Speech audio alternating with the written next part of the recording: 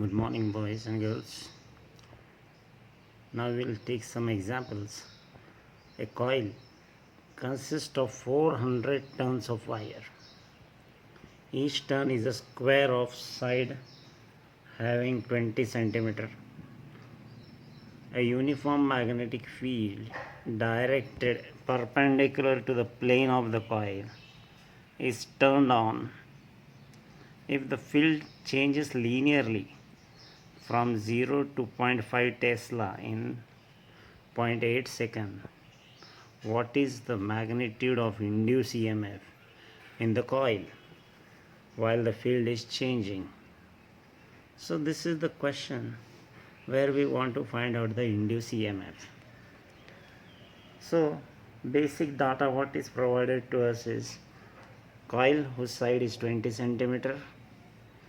Second, the magnetic field is 0.5 Tesla and it changes in 0.8 second from 0 to 0.5 Tesla, and we want to find out the magnitude of induced EMF. म्हणजे ईची किंमत काढायची आपल्याला, magnitude of E.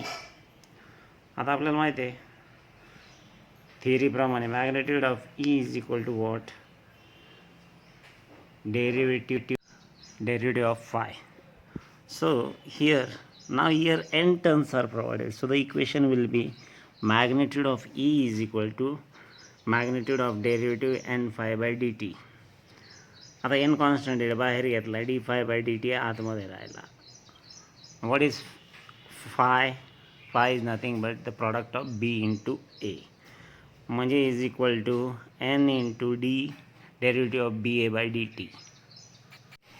आता हे जर equation बघितलं तर एन कॉन्स्टंट आहे 400 टन्स. एरिया साईड स्क्वेअर किती दिला आहे 20 सेंटीमीटर. तसं आहे स्क्वेअरचा एरिया काय आहे side square, so 20 into 20 again 400 and convert this centimetre into metre. बरं, आता याच्यामध्ये मग आता बघितलं गेलं तर आमची फील्ड जी आहे मॅग्नेटिक फील्ड चेंजिंग आहे. म्हणजे आपण इथं बघितलं प्रश्नामध्ये 0 टू 0.50 टेस्ला इन 0.8 सेकंड. म्हणजे 0 काय दिलं इनिशियल कंडिशन, 0.50 टेस्ला काय दिलं आहे फायनल कंडिशन, आणि ही घटना घडते किती सेकंदात 0.8 second. So this means that we have the value of delta B upon delta T. Delta बीचं काय झालं, B final minus B initial divided by delta t. So happening takes place between 0 to 0.50 for 0.8 second. Substituting the values, we get n is equal to 400, area is equal to 0.2 square, b final is equal to 0.5 Tesla, and b initial is equal to 0, delta t is equal to 0.8 second. Putting these values in the induced EMF equation, magnitude of E is equal to 400 into 0.2 square multiplied by 0.5 divided by 0.8. We get the answer as 10 volt. So this is how you are going to calculate the magnitude of induced EMF in the coil when the field is said to be changing. Now take second example. A long solenoid S, which is shown in the figure, has 200 turns per centimeter and carries a current I of 1.4 ampere. The diameter D of the solenoid is 3 centimeter.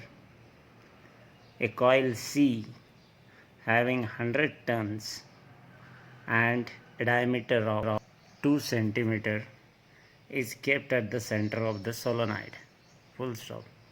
The current in the solenoid is decreased steadily to 0 in 20 microseconds. Calculate the magnitude of EMF induced in the coil C when the current in the solenoid is changing. So here, first of all, solenoid.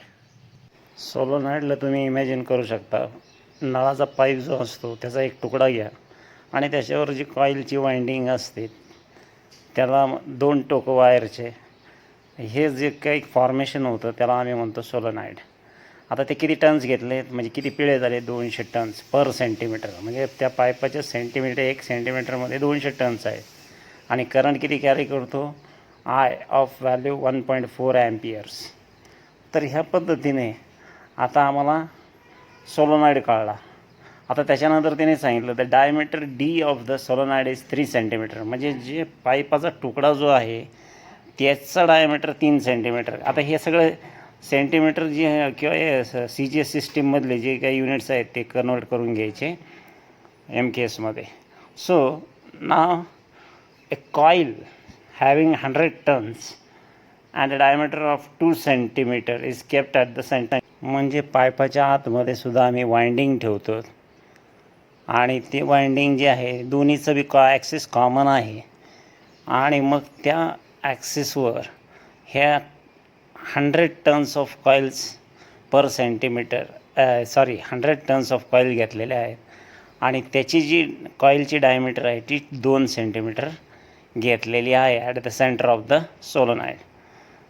ना मग आता आपल्याला काय find करायचं, logic असं आहे का बाहेरचं जे टर्न्स आहेत 200 टन्स ह्याच्यामधून वाहणारा जो करंट आहे 1.4 ॲम्पियर. आता आपण स्टॉप करतो आहे आणि ज्यावेळेस आम्ही स्टॉप करतो त्यावेळेस magnetic flux magnetic flux changing होईल.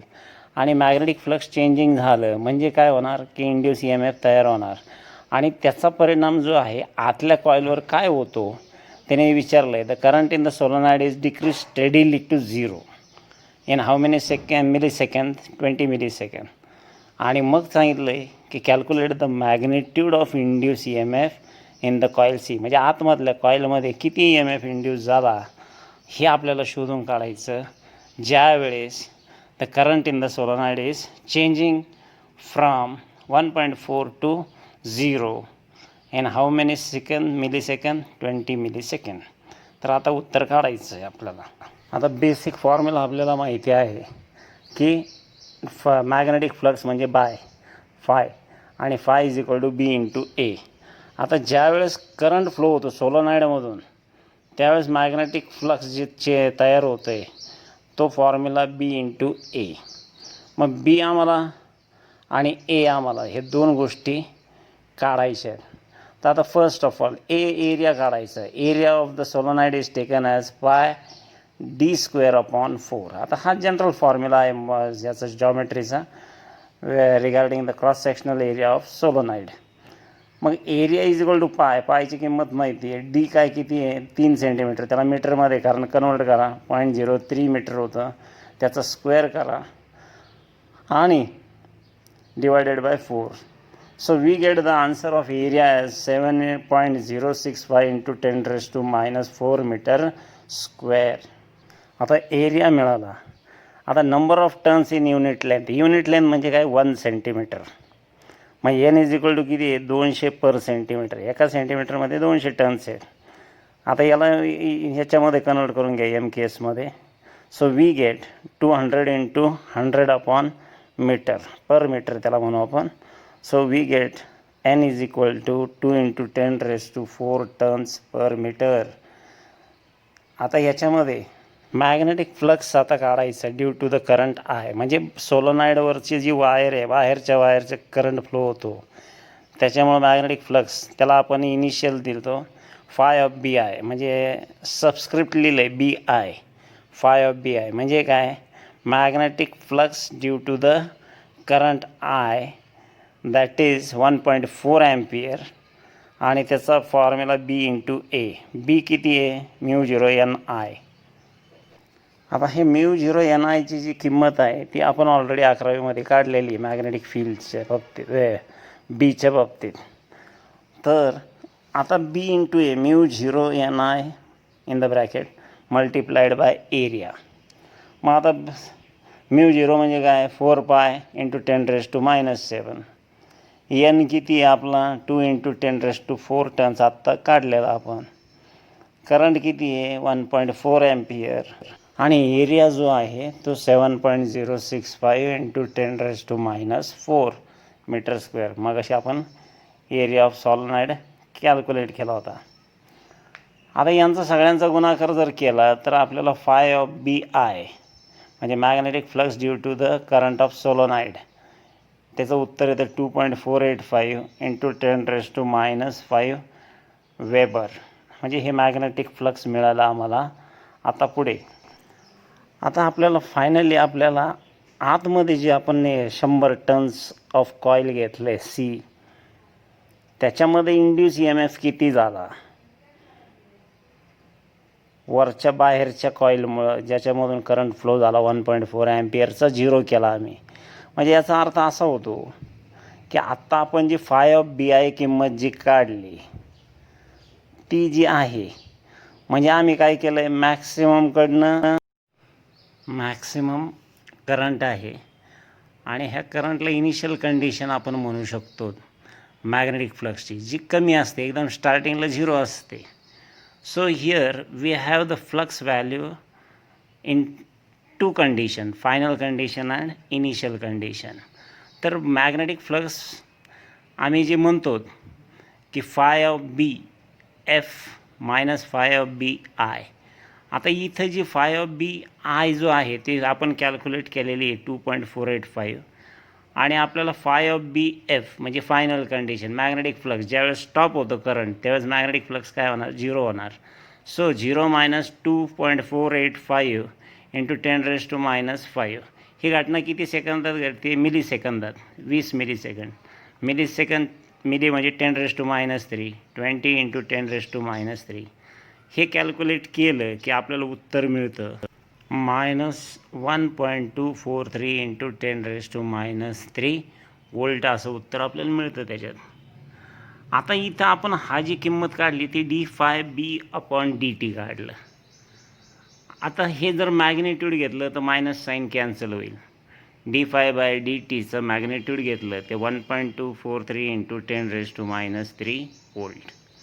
आता आम्हाला काढायचं आहे जे आहे ते E M F in the inner coil, आतमधल्या बाजूला ठेवलेली जी 100 टनची कॉईल जी आहे तिच्या बाबतीत आम्हाला व्हॅल्यू फाइंड करायची induce E M F. E is equal to N into magnitude of d∅/b/dt. मग आता इथं एन किती आहे, 100. आत्ता काढलेली d∅/dt किती आहे, 1.243 इंटू 10⁻³ गुणाकार करा, उत्तर मिळतं 124.3 millivolt. Let us see next problem. A rotating armature of a simple generator consists of a loop ABCD to which the connections are made through sliding contacts. The armature is rotated at 1500 rpm in the magnetic field of 0.5 Newton per ampere meter. Determine the induced EMF between the terminals P and Q of the generator at the instant shown in the given figure. प्रश्न समजून घेऊ आपण. आता आपल्याला काय दिलं आहे, armature तुम्हाला सांगितलेलं आहे. आता इथं बघा तुम्ही ते आर्मेचर दाखवलं आहे, म्हणजे पी क्यू हे तुमचे 2 पॉईंट ऑफ कॉन्टॅक्ट्स आहेत. ते XY ॲक्सल टाईप आहे, जे थोडंसं रेक्टँग्युलर टाईप बी दिसते तुम्हाला, अर्ध रेक्टँग्युलरमध्ये नाही का. तर हा जो आर्मेचर आहे त्याला आपण it consist of A loop ABCD असं म्हटलेलं आहे. आता तुम्ही त्याला बारकाईने बघा, लक्षात येईल तुमच्या की वरच्या बाजूला AB, खालच्या बाजूला C आणि D. C आणि D हे टोकं 2 तारेला कनेक्ट करून किंवा 2 ह्याला तारेंना कनेक्ट करून खाली PQशी संपर्क साधलेला आहे. अशा पद्धतीने हे डिझाईन आहे. फिगरला जर बघितलं तर AB ही थोडक्यात आपण असं म्हणू साईड लेंथ 10 सेंटीमीटर आणि AD जो आहे AD is acting as a radius आणि गोल गोल ज्यावेळेस फिरतं हे लूप ABCD. म्हणजे याचा अर्थ काय झाला की गोल गोल फिरत असताना म्हणजे याचा रेडियस कोणती बाजू झाली, ADची किंवा BCची. So therefore first of all when the coil is rotating between the magnets, north and south. This means that the wire is moving to the right with the tangential velocity. आता इथे काय सांगितलं, ए बीच्या डायरेक्शनमध्ये आमची जी वायर आहे it is set to be moving with velocity V. मग व्ही म्हटल्यानंतर ओमेगा क्रॉस आर. आता ओमेगा क्रॉस आर आपल्याला काय देतो, लिनियर वेलॉसिटी. म्हणजे आपलं घड्याळाचं काट्यासारखंच आहे की जो गोल गोल फिरतो, म्हणजे अँग्युलर वेलॉसिटी, काट्याचा रेडियस जो असतो, या दोन्हीचा जर गुणाकार केला तर आपल्याला व्हीची किंमत मिळते. So V is equal to omega R. आता ओमेगा काय आहे, फॉर्म्युला बेसिक 2π/t. बरं, मग ती टाकू आपण 2πr/t. परंतु 1/t म्हणजे फ्रिक्वेन्सी. मग आता फ्रिक्वेन्सीचं चिन्ह आहे nu. So we get V is equal to 2π/r. मग आता 2ची किंमत माहिती आहे, पायची किंमत माहिती आहे, न्यू फ्रिक्वेन्सी किती दिलं आहे, 1500 RPM, गोल गोल फिरतं आहे. आता 1500 किती RPM म्हणजे रोटेशन पर मिनिट. मग ते सेकंदात करून घ्यायचं आहे. तर मग आता मिनटाचं सेकंदात म्हणलं 60ने गुणायचं. सो 1500/60 इंटू म्हणजे आपल्याला मिळतं 1500/60 इंटू आर किती आहे, आता 4 आहे. मग 4चं आपण काय करतो, सेंटीमीटरचं मीटरमध्ये कन्वर्ट करतो, 4/100. So therefore we get 6.28 metre per second. आपल्याला काय मिळाली, लिनियर वेलॉसिटी. आता आपण इथं पिक्चरमध्ये बघतो की नॉर्थ पोल खाली आहे, साऊथ पोल वर आहे. मग direction of the force is from north to south. म्हणजे मॅग्नेटिक लाईन्स उभ्या आहेत. आता ह्या उभ्या लाईन्समध्ये ज्यावेळेस आमचा लूप ABCD गोल गोल फिरतो, म्हणजे हे मॅग्नेटिक लाईन्स ऑफ फोर्स जे आहेत ते कट होणार. आणि ज्यावेळेस हे कट होतात त्यावेळेस इंड्यूस EMF इज प्रोड्यूस. मग आता इंड्यूस EMF किती, E is equal to BLV sine theta. आपण मागच्या एक्सप्रेशनमध्ये बघितलेलं आहे. मग आता साईन थिटा फॅक्टर आलं, मग मॅक्सिमम EMF कधी आहे, theta is equal to 90 degree. So put the values, we get sine of 90 is equal to 1. Maximum condition 90 डिग्रीलाच आहे. मग बीची किंमत 0.5 आहे. एल लेंथ आहे 10/100 म्हणजे 10 सेंटीमीटरचं मीटरमध्ये घेतलं आहे. आणि व्ही मागाशी आपण काढलं 6.28. Putting this value in equation BLV we get approximately 314 millivolt किंवा 0.314 volt. So this is the answer for this.